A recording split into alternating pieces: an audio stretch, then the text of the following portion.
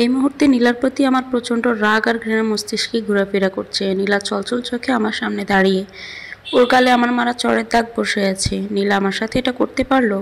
চাইলে তো তখনই বলে দিতে পারতো, যখন আমি তাকে জিজ্ঞেস করেছিলাম যে নীলা তোমার কি আগে কারোর সাথে রিলেশন ছিল, তখন তো নীলা ঘাড় নেড়ে না করেছিল। কিন্তু এখন এটা কি বলছে, ওর নাকি নিলয় নামের একটা ছেলের সাথে রিলেশন ছিল। মেনে নিলাম, কিন্তু শুধু এটাই না, নিলয়ের সাথে ওর শারীরিক রিলেশন ছিল। এটা কিভাবে মেনে নিতে পারি? হ্যাঁ, মেনে নিতাম যদি নীলা বাসর রাতে আমার প্রশ্নের সঠিক উত্তরটা দিত। কিন্তু নীলা মিথ্যে বলেছিল সেদিন। খুব বাজে একটা কাজ করেছে ও, এর কোনো ক্ষমা নেই, ওকে শাস্তি পেতেই হবে। এদিকে নীলা পায়ে ধরে বসে রয়েছে। আদি, আমাকে ক্ষমা করে দাও, আমি তোমাকে বলতে চেয়েছিলাম, কিন্তু তোমাকে যতবারই বলতে গিয়েছিলাম ততবারই তোমাকে হারানোর ভয়টা আমার মনে ঢুকে যায়। তুমি আমাকে ক্ষমা করো প্লিজ।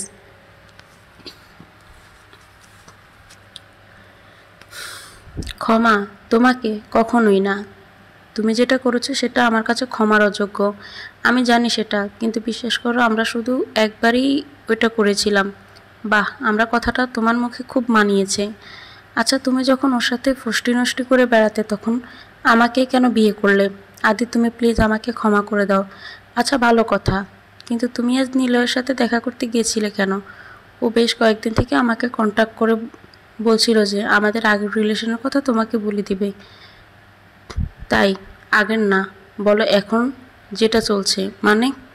মানেটা খুব সহজ, তোমরা তোমাদের রিলেশন এখনও চালিয়ে যাচ্ছ। আদি, কি বলছো তুমি এটা? কেন, ভুল কিছু বললাম নাকি? আর তুমি কথাটা শুনে মনে হচ্ছে আকাশ থেকে পড়েছ।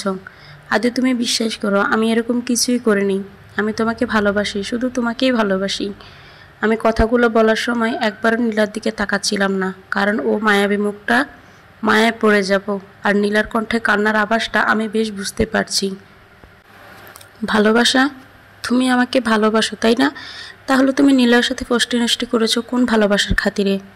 আদি, তুমি বিশ্বাস করো, আমি শুধু ওর ব্ল্যাকমেইলটা বন্ধ করার জন্য ওর সাথে দেখা করতে গিয়েছি। বিশ্বাস? তাই না? বিশ্বাসের কি মূল্যটাই দিলে তুমি? তুমি বিয়ের আগে যখন ছেলের সাথে এসব নষ্টামি করতে পেরেছো, বিয়ের পরে কেন নয়? আদি, আমি কারোর সাথে কোনো কিছু করিনি, আমি তো তোমাকেই ভালোবাসি। আর আমাদের এই ভালোবাসাটা টিকিয়ে রাখার জন্য আমি নীলয়ের সাথে দেখা করেছিলাম। কি ভেবেছ তোমার এই সাজানো মিথ্যা আমি বিশ্বাস করে নিব? ইম্পসিবল। তোর মতো নষ্টা মেয়ের মুখ দেখতেও আমার ঘৃণা করে। ছাড় আমার পা।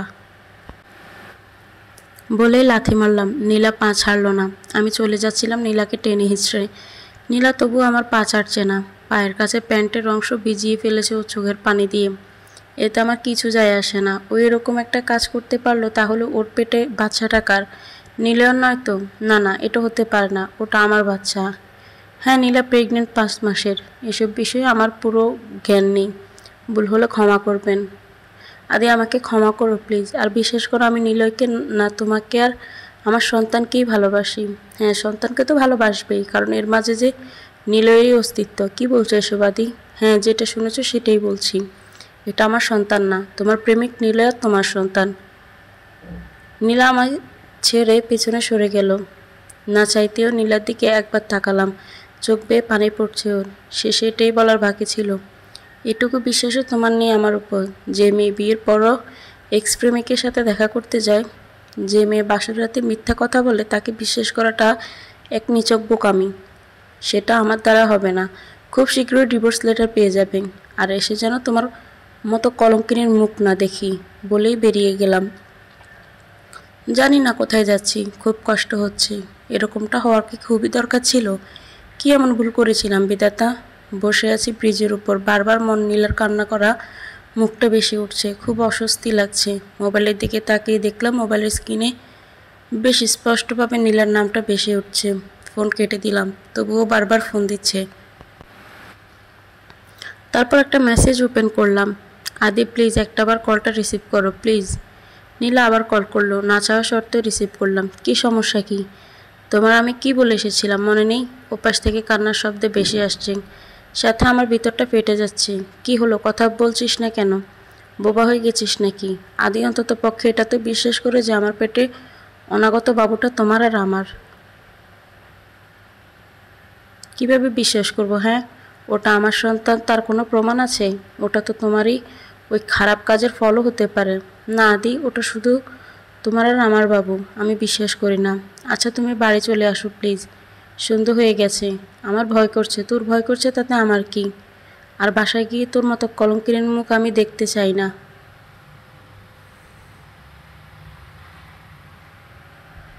আমার মুখ তোমাকে দেখতে হবে না, তুমি শুধু বাড়ি ফিরে আসো প্লিজ। তুই যদি এক্ষুনি তোর কাপড় চোপড় গুছিয়ে তোর বাবার বাড়ি না যাস, তাহলে আমি কি করব সেটা আমার জানা নেই। নীলা কেঁদেই চলেছে, আমিও কাঁদছি, কিন্তু সেটা প্রকাশ করছি না নীলার কাছে। ফোন কেটে দিলাম, মোবাইলটা ফেলে দিতে চাইলাম, কিন্তু অজানা এক কারণে ফেলে দিতে পারিনি। মোবাইলের দিকেই তাকিয়ে আছি, নীলার একটা মেসেজ বা ফোনের অপেক্ষা করছি।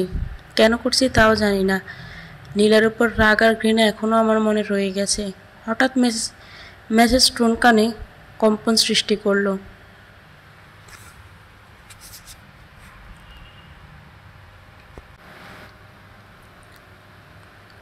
কাপা কাপা হাতে ওপেন করলাম। আদি, তুমি আমাকে এতটা ঘৃণা করে জানতাম না, কিন্তু আজ বুঝতে পারলাম সেটা। হ্যাঁ, তোমার কিছু করা লাগবে না, আমি চলে যাচ্ছি। তবে একটা কথা, বাবুটা শুধু তোমার আর আমার। আর নিলয়ের কথা তোমাকে বলতাম, কিন্তু বলিনি এরকম একটা ঘটনা ঘটবে বলে। আর আমি শুধু তোমাকে ভালোবাসি আর আমার বাবুটাকে, কারোর সাথে আমার কোনো সম্পর্ক নেই। কিন্তু তুমি আমাকে বিশ্বাস করলে না। নীলার মেসেজ আমার বুকের ভেতরটা নড়ে উঠল অজানা আশঙ্কায়, অজানা ভয়ে। কিন্তু তবুও আমি যেন বিশ্বাস করতে পারছি না যে নীলা সত্যি বলছে। আমি তো নীলাকে আর নিলয়কে হাতে হাতে ধরে বসে থাকতে দেখেছি, সেটা কি করে ভুল হতে পারে? তাছাড়া পাশের ভাবিও তো বলেছে যে নীলাকে তিনি প্রতিদিন বাইরে যেতে দেখতেন। তাহলে বাড়ি ফিরে নীলাকে খুঁজতে লাগলাম, কোথাও পেলাম না। আলমারিতে কাপড় চোপড়ও নেই, ছাদে গেলাম না, সেখানেও নেই। মনে হয় চলে গেছে। না, নীলাকে ফিরাতেই হবে। তখনই কেউ ফোন করলো। নীলার ফোন পেয়ে তাড়াতাড়ি রিসিভ করলাম। হ্যালো মিস্টার আদি, কে বলছেন? নিলয়, তোমার স্ত্রীর প্রাক্তন প্রেমিক। প্রাক্তন না, বর্তমান প্রেমিকও। ওয়েট, আমি কিছু প্রুফ দিচ্ছি। ফোন কেটে দিল। মেসেজ আসলো কয়েকটা, এমএমএস এসেছে। ওপেন করলাম, যেটা দেখলাম তাতে আমার মাথায় যেন আকাশ ভেঙে পড়ল। নীলার নিলয়ের কিছু অন্তরঙ্গ ছবি। ছবিগুলো আমাদের বিয়ের আগের, কিন্তু বর্তমানের কয়েকটি ছবিও আছে যেটাতে নীলার নিলয় পার্কে বসে আছে। মোবাইল ছুঁড়ে মারলাম দেয়ালের দিকে, খুব জোরেই, ভেঙে চুরমার হয়ে গেছে। বসে পড়লাম মাটিতে। নীলা আমার সাথে ছলনা করলো, এর শাস্তি আমি তাকে দেবই। পরের দিন একজন ব্যারিস্টারের সাথে কথা বললাম ডিভোর্সের ব্যাপারে। কয়েক মাস লাগবে কাগজ টাগজ রেডি করতে। না, এই চলনাময় কলঙ্কিনী মেয়ের সাথে আমি আর সংসার করতে চাই না। নতুন মোবাইলে সিমটা চালু করলাম। প্রায় কিছু সময় পরে নীলার ফোন, একের পর এক ফোন করেই যাচ্ছে, মেসেজও করছে, কিন্তু আমি না কল রিসিভ করছি না মেসেজ সিন করছি। নীলার নাম্বারটা ব্লক লিস্টে রেখে দিলাম। বাসা থেকে বের হয়ে পার্কে গেলাম, যেটা নীলার আর আমার প্রথম দেখা হয়েছিল। ওখানেই আমি প্রথম নীলাকে দেখেছিলাম, কনে দেখেছিলাম। বিয়ের কথাবার্তা চলছিল, কিন্তু তখনও নীলা আমাকে তার এফআইআরের ব্যাপারে কিছুই বলেনি। এই পার্কটাই আমার মন খারাপের সাথী। যখন মন খারাপ হয় এখানেই এসে বসি। তখন কারো হাত আমার হাতে পড়লো, চমকে উঠলাম। স্পর্শটা খুবই পরিচিত। নীলা। তাকাতেই দেখলাম নীলা। কিছু বলতে যাব, তার আগে নীলা আমার পায়ে পড়ে গেল। আমাকে ক্ষমা করো আদি, আমি তোমাকে ছাড়া থাকতে পারবো না। তুমি কেন বুঝতে পারছো না আদি? আমি তোমাকে নিলয়ের কথাটা বলতাম, কিন্তু আমি জানতাম আজ যে ঘটনাগুলো ঘটেছে সেটা তখন ঘটত। সেই ভয়ে আমি তোমাকে আমার এফআইআরের ব্যাপারে বলিনি। ভালো কথা, কিন্তু তোমার সব কেলেঙ্কারির ছবি নিলয় আমার ফোনে এমএমএস করেছিল। আদি ওগুলো বিয়ের আগে ছিল, আর নিলয় এই কাজটাই করবে, তাই আমি নিলয়ের সাথে এটার মীমাংসা করতে যাচ্ছিলাম। আমি ওটা বিশ্বাস করি না। আর লয়াল সাহেবের সাথে কথা হয়েছে, আর মাত্র কয়েকটা মাস আমরা স্বামী স্ত্রী থাকবো, তারপর দুজন দুদিকে। আদি তুমি এটা করো না, তুমি আমার দিকে তাকাও। আদি। নীলা আমার পা জড়িয়ে কাঁদছে। নীলাকে চড় মারার সামর্থ্য আমার নেই, না হয় সব ঘৃণা আর রাগ নীলার উপর আমি ঝেড়ে নিতাম। আমি নীলাকে পা থেকে ছাড়িয়ে উঠে চলে যাচ্ছিলাম। আদি তুমি অন্তত পক্ষে তোমার বাবুটার কথা একবার ভাবো। আমি ওর কথাটা শুনে থমকে দাঁড়ালাম, কিন্তু পরে আবার হাঁটতে শুরু করলাম। এটা তামান্না, নিলয়ের বাচ্চা। চলে এলাম, বাসায় এসেছি। আমাকে দেখে আব্বু আম্মু যেন আকাশের চাঁদ হাতে পেয়ে গেল। আসলে আমি চাকরির সূত্রে আব্বু আম্মুর থেকে আলাদা বাসায় থাকি। অফিসটা আমাদেরই। আগে আব্বু চালাতো, এখন অফিসের সব দায়ভার আমার উপর ছেড়ে দিয়েছে। কিরে, তুই একা? বৌমা কোথায়? কিরে কথা বলছিস না কেন? তারপর আব্বু আর আম্মুকে সব ঘটনা খুলে বললাম। তোর কোথাও ভুল হচ্ছে, নীলামা এমন করতে পারবে না। ও তোকে অনেক ও তোকে ওর নিজের থেকেও বেশি ভালোবাসে। তাহলে এটা কেন করল আব্বু? দুকরে কেঁদে উঠলাম। আম্মু আমাকে তার বুকে জড়িয়ে নিল। কাঁদিস না আব্বু, আর যাই করবি ভেবেচিন্তে করিস। হ্যাঁ, এটা কিন্তু তোর পুরো লাইফের কথা, যা করবি ভেবেই করবি। আমাকে আর কিছু না বলে আব্বু আর আম্মু আমাকে তাদের আদর আপ্যায়ন করতে শুরু করলো। রুমের বারান্দাটা দোলনাতে বসে আছি। মোবাইলের রিং বেজে উঠল। অপরিচিত নাম্বার। দ্বিতীয়বারে কল রিসিভ করলাম। হ্যালো, আসসালামু আলাইকুম। আদি ভাইয়া? জি, কে বলছেন? আমি নীলার বান্ধবী। শুনলাম আপনার নীলার মাঝে সমস্যা চলছে। ঠিকই শুনেছেন, এখন আমার ভালো লাগছে না, পরে কল করুন। কিন্তু ভাইয়া, ব্যাপারটা ডিভোর্স পর্যন্ত নিয়ে যাওয়া ঠিক হয়নি। নীলা এমন মেয়ে না। আপনার কোথাও ভুল হচ্ছে। মানছি আগেও রিলেশন ছিল নীলয়ের সাথে, কিন্তু ওগুলো তো আগের ব্যাপার। আপনাকে ওকালতি করতে কে বলেছে? ভাইয়া, আমি সঠিক কথাগুলোই বলছি। তাহলে আমার চোখে দেখার ছবিগুলো মিথ্যে সেটা তো জানি না, কিন্তু কোনো কিন্তু না। আপনি ফোন রাখুন। ব্যাস, ফোন কেটে দিলাম। উনি আবার সতীর ওকালতি করতে এসেছেন। ইডিয়েট। ডিভোর্সের দিনগুলো এগিয়ে আসছে, আর কয়েক সপ্তাহ পরেই আমাদের ডিভোর্স হয়ে যাবে। কিন্তু যেটা করছি সেটা ঠিক করছি? নীলাকে ছাড়া কি আমি থাকতে পারবো? আর আমার বাচ্চা, আমার বাবু, ওকে কি দেখতে পারবো না? খুব কষ্ট হচ্ছে ভিতরে ভিতরে। আম্মু মাঝে মাঝেই বলেন যে চেহারায় একই অবস্থায় করেছিস, মুখে এত দাঁড়ে কেন? আমার তখন কী বা বলার থাকে? আম্মুর দিকে তাকিয়ে মুচকি একটা হাসি দিই। নীলা অবশ্য ডিভোর্সটা আটকানোর জন্য প্রচণ্ড চেষ্টা করছে। মাঝে মাঝে পার্কে পেয়ে যাই, ও কথা বলার জন্য এগিয়ে আসলে আমি চলে যাই।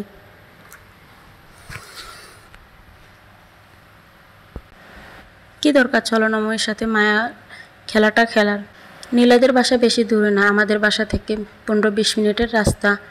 এতদিনে হয়তো নীলার পেটও সন্তানটা অনেক বড় হয়ে গেছে। পেটটা অনেক বড় হয়ে গেছে, বাবুটা বড় হচ্ছে তো তাই। বাবুটা নীলার পেটে কি লাথি মারে, ছেলে না মেয়ে হবে? আর আমি এসব ভাবছি কেন? বাবু তো আর আমার না, ওটা নীলার। নীলার সাথে দেখা হয়ে যাওয়ার ভয়ে বাসা থেকে বেরই হই না। বেশ কয়েকদিন আগে নীলা বাসায় এসেছিল, কিন্তু আমি ওর সাথে দেখা করিনি। বলেছিলাম এরকম কলঙ্কিনের মুখ আমি দেখতে চাই না। খুব কষ্টের কথাটা বলেছিলাম। বলার সময় গলা ধরে যাচ্ছিল। পুরনো সিমটা ভেঙে ফেলেছি, নতুন সিম মোবাইলে চালু করেছি। রুমের বারান্দায় দাঁড়িয়েছিলাম। আম্মু তখন ওপাশে এসে দাঁড়িয়েছেন, খেয়ালই করিনি। আদি, এভাবে আর কত? কি, তুই তো নিজেকে শেষ করে দিচ্ছিস। কেন এরকম করছিস? হয়তো আমার ভাগ্যে এটাই ছিল। আম্মু চোখে জল মুছে চলে গেল। মোবাইলের আলো জ্বলছে, হাতে নিলাম। আননোন নাম্বার দেখে কল এসেছে, রেখে দিলাম। কল রিসিভ করার মুড নেই এখন। রাতের আকাশের চাঁদার তারা গুনছি আমি। আবারও ভাইব্রেট করতে লাগলো ফোনটা। রিসিভ করলাম। হ্যালো, কে বলছেন? ওপাশ থেকে কোনো শব্দ আসলো না। নীরব। কথা বলছে না কেন? কি বলবো? কিছু বলতে গেলেই তো ফোন কেটে দিবে। খুব ইচ্ছে হচ্ছিল তোমার কণ্ঠস্বরটা শোনার। নীলার কণ্ঠ শুনে আমি নিশ্চুপ হয়ে গেলাম। খুব রাগ হলো আমার নীলার উপর। আমার মনে প্রচণ্ড রাগ আর অভিমান জমা হয়ে আছে। কেমন আছো? যেমনটা রেখেছ। কি এমন ক্ষতি করেছিলাম তোমার, এরকম একটা শাস্তি দিলে? তুমি তোমার জেদটাকে এখনও ধরে রেখেছো, একটুও বোঝার চেষ্টা করছো না আমাকে। তোমাকে বোঝার মতো মানুষ তোমার কাছে আছে। তুমি শুধরাবে না। তোমাকে খুব দেখতে ইচ্ছে করছে। কাল একবার, শুধু একটা বার দেখা করতে পারবে? আমার কাছে অতটা সময় নেই। বেশি না, মাত্র 10-15 মিনিট হলেই চলবে। দেখা যাবে। থ্যাঙ্কস। সকাল 10টার দিকে পারলে আসলে একটা কল করো। Good night. কল কেটে দিলাম।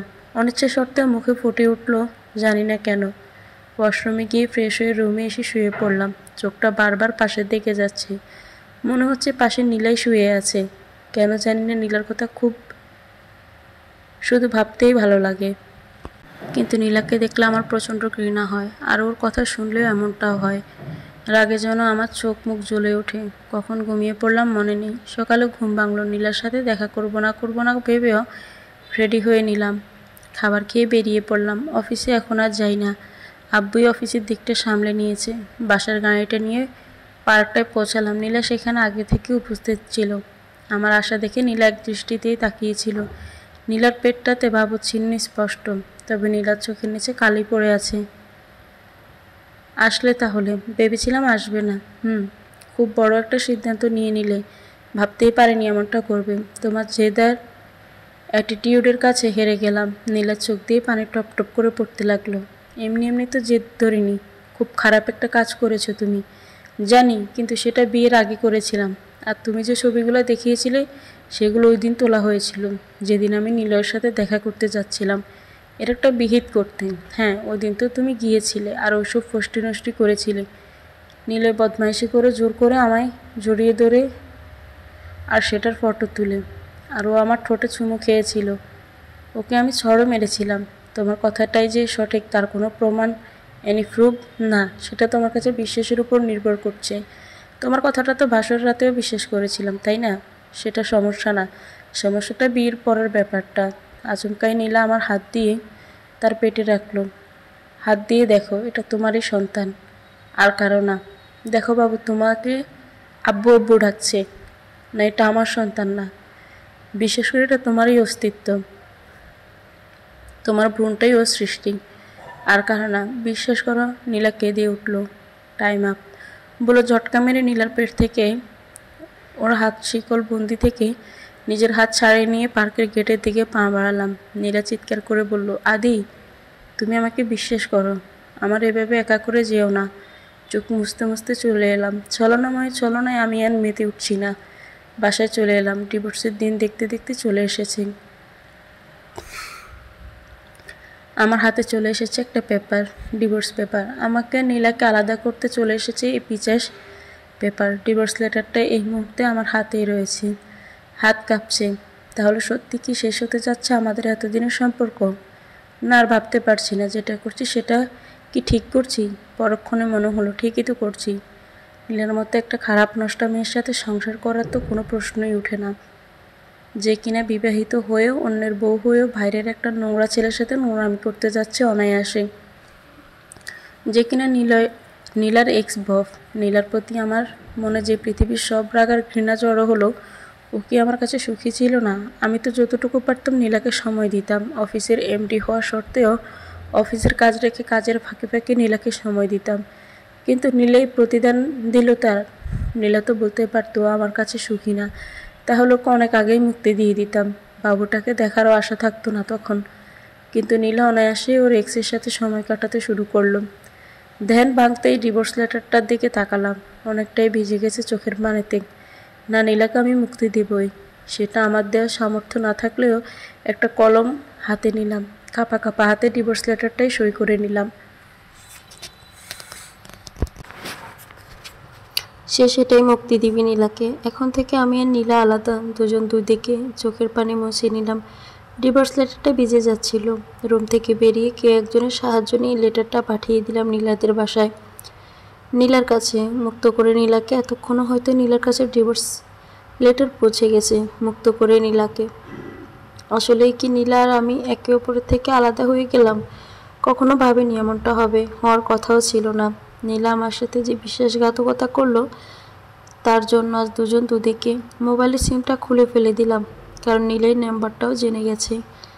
নীলা হয়তো নীলার এই বাচ্চাটা মেনে নিচ্ছে না, তাই নীলা বাচ্চাটা আমার বলে আমার পরিচয় জন্ম দিতে চাচ্ছে। কিন্তু বাচ্চাটা তো আমার না, তাহলেও আমার পরিচয় বড় হবে কেন? ভাবছিলাম এসব কিছু। গোড় কাটলো কারো স্পর্শে। কেউ কাঁধে হাত রেখেছে। তুই তো এটাই চাইছিলি, তাহলে এখন কাঁদছিস কেন? ও চলে যাওয়াতে কাঁদছি না, ও আমার সাথে এমন ছলনা করতে পারলো তা ভেবেই কাঁদছি। আর বাচ্চাটা ভালো করে যাচাই করে দেখেছিস তো? আমার মনে হয় না নীলা এমন করবে। আমি নিজের চোখে দেখেছি আব্বু, আর ফটো আছে। মাঝে মাঝে চোখের দেখাও মিথ্যা হয়। ওকে ডিয়ার সন, তোমার যাহা ভালো মনে হয় তাই করো। আব্বু আমার কাঁধে সান্ত্বনা চাপড় দিয়ে দিতে চলে গেলেন। দু একটা ঘুমের মেডিসিন খেয়ে শুয়ে পড়লাম। জানি এমনি এমনি ঘুম আসবে না, কৃত্রিম উপায় অবলম্বন করতে হবে। উপরের দিকে তাকিয়ে রইলাম। চোখগুলো নিবু নিবু হয়ে আসছে। এমনি এমনি চোখ বন্ধ হয়ে গেল। ঘুমিয়ে পড়লাম। ঘুম ভাঙলো ভোরে পাখিদের কিচিরমিচির শব্দে। সাধারণত এত সকালে উঠি না, কিন্তু আজ উঠে গেলাম। কি করে কে জানে। এভাবেই কেটে যাচ্ছে দিনগুলো। সেদিন বাড়িতে নীলার বাবা মা এসেছিলেন। বললেন নীলার এরকম একটা সময় আমাকে তার পাশে থাকা প্রয়োজন। আর মেয়েটা নাকি এখনও ডিভোর্স লেটার সই করেনি। কিন্তু আমার জবাব এরকম ছিল যে আমি ওর পাশে থেকে কি করব, এটার কোনো প্রয়োজন পড়বে না। আর এখন তো আমরা স্বামী স্ত্রী না। ও সই না করলেও আমি সই করে নিয়েছি। ওর প্রেমিককে ওর পাশে থাকতে বলছেন না কেন? নীলার বাবা জবাব এরকম ছিল, জানি না তোমাদের মধ্যে কি হয়েছে, কিন্তু আমি যেটা জানি ওই বদমাসটার সঙ্গে নীলার সম্পর্ক ছিল বিয়ের আগে। বিয়ের পর নীলা এরকম কাজ করবে বলে আমার মনে হয় না। ওই শয়তানটা নিশ্চয়ই তোমাদের মধ্যে ঝগড়া সৃষ্টি করানোর জন্য এরকম একটা কাজ করেছে। এসব নীতি কথা আপনি আপনার মেয়েকে শোনান। আর আপনার মেয়ে কী করলো না করলে সেটা আমার জানা জরুরি না। তারপর ওনারা চলে গিয়েছিলেন। বেশ কয়েক মাস হয়ে গেছে নীলার সাথে আর দেখা হয়নি। আর এখন ও কলও পাচ্ছি না, কারণ সিমটা নতুন। খুব কষ্টেই দিনগুলো কাটাচ্ছিলাম। নিজেকে আস্তে আস্তে বাস্তবতার সাথে মানিয়ে উঠছিলাম। মোবাইল হাতে রুমে বসেছিলাম। এমন সময় কারো কল, আননোন নাম্বার। 2বার রিং হওয়ার পর কল রিসিভ করলাম। হ্যালো, আদি ভাইয়া? জি, কে বলছেন? ভাইয়া, অনেক কষ্টে আপনার নাম্বারটা খুঁজে পেয়েছি। জি বলুন, কী জন্য এত খুঁজছিলেন আমার নাম্বারটা? ভাইয়া, নীলার প্রসব ব্যথা উঠেছে। আমরা এখন ওকে নিয়ে সিটি হসপিটালে যাচ্ছি। নীলা বারবার আপনার নাম নিচ্ছে, আপনাকে দেখতে চাচ্ছি ও। তো এতে আমি কি করতে পারি? তবুও চোখ দিয়ে জল গড়িয়ে পড়ল। তবুও কথাটা খুব কঠিন করে বললাম, ভাইয়া আপনি কি বলছেন এসব? একবার দেখতে আসেন প্লিজ। আমার কাছে অতটা সময় নেই যে বেকার কাজে লাগাবো। সরি, ক্ষমা করবেন। চোখ দিয়ে অজর ধারায় পানি পড়ছে। এটা আপনার কাছে বেকার কাজ মনে হচ্ছে? অবশ্যই। আপনি এত নিষ্ঠুর আগে জানলে কল করতাম না। ফোন কেটে দিল। আমার আর কী বা করার আছে? ওর জন্য যে আমার রাগ আর ঘৃণা জন্মে আছে, দুটোই ঘুমের মেডিসিন খেয়ে ধপাস করে বিছানায় শুয়ে পড়লাম। রাজ্যের সব ঘুম এসে ভর করলো আমার চোখে। চোখ ভারী হয়ে আসলো। চোখ বুজে নিলাম, ঘুমিয়ে পড়লাম। পরের দিন সকাল ঘুম ভাঙলো। শরীর ব্যথা করছে, প্রচণ্ড ব্যথা করছে। কাল বিকেলে ঘুমিয়েছিলাম, এখন জাগলাম। খুব লম্বা নিদ্রা ভ্রমণে গিয়েছিলাম। ভাবার মাঝেই বুকটায় ছ্যাঁত করে উঠল। অজানা ভয়ে নীলার কথা মনে পড়ছে। কি হয়েছে ওর? কিছু হয়নি তো। ছেলে না মেয়ে বাবু হয়েছে। খুব জানতে ইচ্ছে করছে। কিন্তু কেন? আমি তোকে ঘৃণা করি, প্রচণ্ড ঘৃণা করি। তাহলে? মোবাইল হাতে নিয়ে জিসানের নাম্বারে কল করলাম। নীলার মামাতো ভাই। হ্যালো, কে বলছেন? আমি আদি। ও, তা কল করেছেন কেন? আপনার সাথে কথা বলার ইচ্ছে নেই আমার। জাস্ট একটা প্রশ্নের জবাব দিয়ে কল কেটে দাও। কি জানতে চান? নীলার কি হয়েছে? হঠাৎ এত দরদি হয়ে উঠলেন যে? আর আপনার উৎসাহ সাপোর্ট ছাড়াই আপু খুব ভালো মতো একটা মেয়ে সন্তান জন্ম দিয়েছে। কল কেটে দিল। হাঁপ ছেড়ে বাঁচলাম। মনে হচ্ছে কেউ গলা চেপে ধরে আবার ছেড়ে দিয়েছে, আর আমি আমার জীবন ফিরে পেয়েছি। কিন্তু আমি এতটাই ব্যাকুল হচ্ছি কেন? সারাদিনে ব্যাকুলতার মধ্যেই কাটলো। রাতে মোবাইলে একটা মেসেজ আসলো। নাম্বারটার দিকে তাকাতেই আটকে উঠলাম। নীলা মেসেজ করেছেন। মেসেজ ওপেন করলাম। তুমি প্রমাণ করে দিলে কতটা ঘৃণা করো তুমি আমাকে। ভেবেছিলাম তুমি তোমার জেদ আর সন্দেহ পাশে ফেলে ছুটে চলে আসবে আমার কাছে, কিন্তু না, তুমি সেটা ভুল প্রমাণ করলে। তুমি আসলে না, একটি ভালো দেখতে আসলে না। খুব ঘৃণা করো আমাকে, তাই না? ঘৃণা করারই কথা, কিন্তু একটা কথা, মেয়েটা একদম তোমার মতো হয়েছে। মেয়েটা তোমারই। আমি ওর ডিএনএ স্যাম্পল টেস্ট করিয়েছি। ওটা তোমার ডিএনএর সাথে ম্যাচ করে। অর্থাৎ তোমারই মেয়ে গর্ভধারণ করেছি আমি। বিশ্বাস করবে না জানি। মনে আছে সেদিন যখন পার্কে তোমার সাথে দেখা করেছিলাম? সেদিন আমি তোমার মাথা থেকে একটা চুল ছেড়ে নিয়েছিলাম। সেটারই সাহায্যে তোমার মেয়ের ডিএনএ টেস্ট করিয়েছি। আর মেসেজ লিখতে আমার খুব কষ্ট হচ্ছে।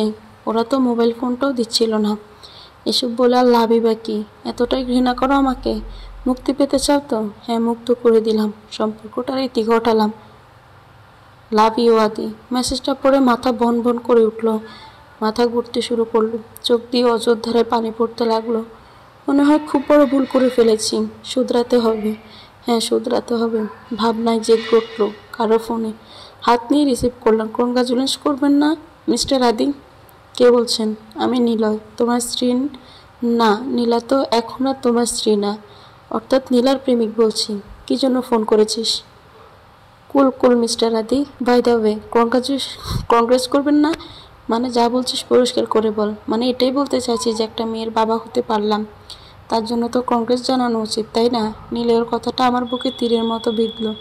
সন্তানটা তো ওর, তাহলে আমি কেন দেখা করতে যাওয়ার বন্দোবস্ত করেছিলাম? আর একটা কথা, নীলের কথাটা শুনে কলটা কেটে দিলাম। আর কী বা শোনার বাকি আছে? রুম বের হয়ে সোজা আব্বুর রুমে চলে গেলাম। আব্বু আসি। রুমে আম্মুও ছিল। আয় বাবা আয়।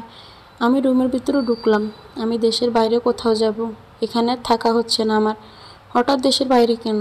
দেশে থাক, বাপ বেটা মিলে আমাদের বিজনেসটা দেখাশোনা করি, আর কাল না হয় আমরা সবাই ঘুরতে যাব। না বাবা, আমার ভালো লাগছে না। তুমি পাসপোর্ট রেডি করো, আমি কাল পরশু চলে যেতে চাই। আব্বু আম্মুর দিকে তাকালেন। ঘুরতে যাবে নাকি আব্বু? না, ওখানে গিয়ে থেকে যাব, আর কোনো বিদেশ কোম্পানিতে চাকরি খুঁজে নিব। চাকরি করার কি দরকার, এমনি যা। না, এমনি এতদিন থাকতে পারবো না, চাকরিই করব। তুমি প্লেনের ব্যবস্থা করো। আচ্ছা, কোথায় যাবি তুমি ঠিক করে দাও। আচ্ছা দেখি, ব্যাংকক গেলে হবে না? বলে নিজের রুম থেকে চলে আসলাম। এয়ারপোর্টে আছি, সাথে আব্বু আম্মু আর বন্ধুরা, যাদের কথা গল্পে উল্লেখ করিনি। সবাইকে বিদায় জানিয়ে চলে যাচ্ছিলাম। আব্বু আম্মু কাঁদতে কাঁদতেই শেষ, আর বন্ধুরা একের পর এক জড়িয়ে ধরছে। বিদায় জানিয়ে চলে এলাম। প্লেনে উঠলাম। নিজেদেরই উড়োজান এটা। আব্বুর অর্থাৎ আমাদের বিজনেস উড়োজান এটা। বিদেশি ক্লায়েন্টদের সাথে বিজনেস সম্পর্কিত কাজে ব্যবহার করে থাকেন আব্বু। ফাঁকা ফাঁকা কেউ নেই। মাথা এলিয়ে দিলাম সিটে। পাড়ি দিচ্ছে নতুন জায়গায়। 1 বছর হয়ে গেছে প্রবাস জীবনের, যেদের কারণেই 1 বছর খুব ভালোভাবেই কাটিয়ে নিয়েছি। খুব মনে পড়ছে নিজ দেশের প্রতিটা মানুষের কথা। বেশি মনে পড়ছে নীলার কথা। নীলার বাচ্চাটা নিশ্চয়ই অনেক বড় হয়ে গেছে। নীলার মেয়ে জন্মের 2 দিন পর আমি ব্যাংককে এসেছিলাম, অর্থাৎ নীলার মেয়ের 1 বছর 2 দিন হয়ে গেছে। আজ দেশে ফেরার জন্য মনটা ব্যাকুল হয়ে উঠছে। এখন আর আগের জেদটা নেই। নীলার প্রতি কোনো ঘৃণাও নেই, শুধু আছে কিছুটা অভিমান। ভাবছি দেশে ফিরে নীলাকে ফিরিয়ে আনবো নিজের কাছে। কিন্তু নীলা কি এখন আর আমাকে ভালোবাসে? এখন না, নীলা তো আমাকে আগেও ভালোবাসতো না। ওর সব ভালোবাসা তো নিলয়ের জন্য। দেশে ফেরার সব ব্যবস্থা করে ফেলেছি, কালকেই ফিরে যাব। সব কিছু গুছিয়ে নিলাম। অন্ধকার সূর্যকে ডেকে নিচ্ছে। রাত এসে উপস্থিত হচ্ছে। গ্লাস বেদ করে আমার চোখ সেই দৃশ্য অবলোকন করছে। শুয়ে পড়লাম একটু তাড়াতাড়ি, কাল দেশে ফিরতে হবে তো। তাই চোখ লেগে আসছে, তলিয়ে যাচ্ছে ঘুমের দেশে। ঘুম ভাঙল সকালে। রাতে কিছু খাইনি, তাই পেটে ক্ষুধা লেগে আছে। গায়ে একটা টি শার্ট গলিয়ে বেরিয়ে পড়লাম রেস্টুরেন্টের দিকে। খাবার খেয়ে রুমে ফিরলাম। সব কিছু সাথে নিয়ে বেরিয়ে পড়লাম ফ্লাইটের উদ্দেশ্যে। অনেক সমস্যার সমাধানের পর উঠে পড়লাম নিজ দেশে পৌঁছে দেওয়া যানবাহনে। দীর্ঘ 1 দিন 8 ঘন্টা পর দেশে ফিরলাম। প্লেন থেকে নেমে আসতেই সজীব আমাকে জড়িয়ে ধরল। ওদেরকে বলল আমি দেশে ফিরছি। মনে হয় আব্বু বলেছে। একের পর এক মিজান, সাকিব, মাহিন, রাফি সবগুলো হারামি এসে জড়িয়ে ধরতে শুরু করলো। তোরা কি শুরু করলি এটা? তুই বুঝবি কি করে আমাদের আনন্দ? তুই তো হিংসুটে, আমাদের আনন্দ দেখতেই পারিস না। ওকে ওকে, মাফ চাই। সবগুলোর সাথে কোলাকুলি দীর্ঘ সময় পর দেখা মিলল আব্বু আর আম্মুর। আব্বু এসে আমাকে জড়িয়ে ধরল। এতটা নিষ্ঠুর তুই? আমাদের রেখে এত বছর অন্য জায়গায় থাকতে পারলি? এতটা বছর কই, মাত্র 1 বছরই তো। আব্বুর সাথে কথা বলে আম্মুর দিকে এগিয়ে গেলাম। গিয়ে আম্মুকে জড়িয়ে ধরলাম। আম্মু হো হো করে কেঁদে উঠল। তোর কি একটিবারও আম্মুর কথা মনে পড়েনি? না পড়লে কি আর প্রতিদিন তোমার সাথে ফোনে কথা বলতাম? ভিডিওতে কথা বলে তোমাকে দেখার আকুলতা মেটাতাম? আচ্ছা যাই হোক, বাড়ি চলো। কত কষ্ট করে এলি, আর শরীরে কি অবস্থা, কত রোগা হয়ে গেছিস। আমি নামমাত্র একটা হাসি দিলাম। এটা তো প্রতিটা মায়েরই এমন কমন ডায়লগ। কমন হলেও ছেলেরা মায়ের মুখ থেকে এটা শোনার জন্যই অপেক্ষা থাকে। বাসায় এসে পেট ভরে আম্মুর হাতের রান্না করা খাবার খেলাম। আমার রুমে গেলাম। খুব সুন্দর করে সাজানো গোছানো। নীলার ছবিটাও খাটের কাছের দিকটায় আটকানো রয়েছে। সাথে আমিও ছিলাম ছবিটা তোলার সময়। ছবিটা হাতে নিলাম, হাত বুলালাম নীলার মুখের উপর। জানালার পর্দা সরিয়ে দিলাম। মিষ্টি রোদ এসে রুমে ঢুকলো। বারান্দায় গিয়ে দোলনাতে বসলাম। বাইরের দৃশ্যটা দেখতে লাগলাম। এভাবেই কেটে গেল 2 দিন। পরের দিন সজীব আমাকে কফি শপে যেতে বলল। সবাই নাকি ওখানে উপস্থিত হবে। আমি গিয়ে পৌঁছালাম, তখন কেউ আসেনি। কফি শপটায় ঢুকতে যাব, তখন একটা দৃশ্য দেখে চোখ ছানাবড়া হয়ে গেল। নীলা আর নিলয় একটা টেবিলে বসে আছে। আমি লুকিয়ে পড়লাম, শুনতে লাগলাম ওদের কথাগুলো। নীলা, তোমার মেয়ের জন্য তো ওর বাবার পরিচয় দরকার, তো ওর আব্বু তো আছেই। কোথায় আছে? তুমি কি আদির কথা বলছো? তো আর কার কথা বলবো? আমি কি 3-4টা বিয়ে করেছি নাকি?